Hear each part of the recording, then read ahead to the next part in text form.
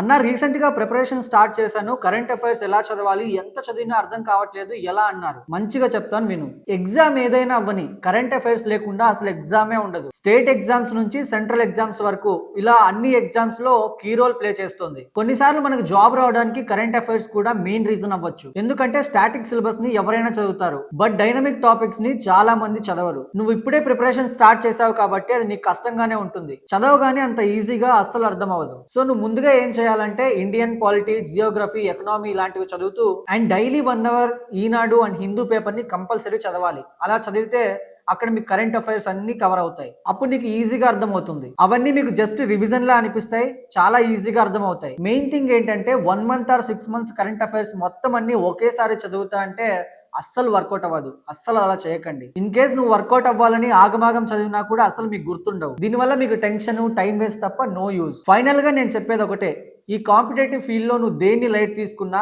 Government job నిన్ను light తీసుకుంటుంది. So government job కి సంబంధించిన ఎలాంటి ఇన్ఫర్మేషన్ కావాలన్నా కూడా మన ఛానల్ ని ఫాలో చేసుకోండి and me friends and family members కి షేర్ చేయండి.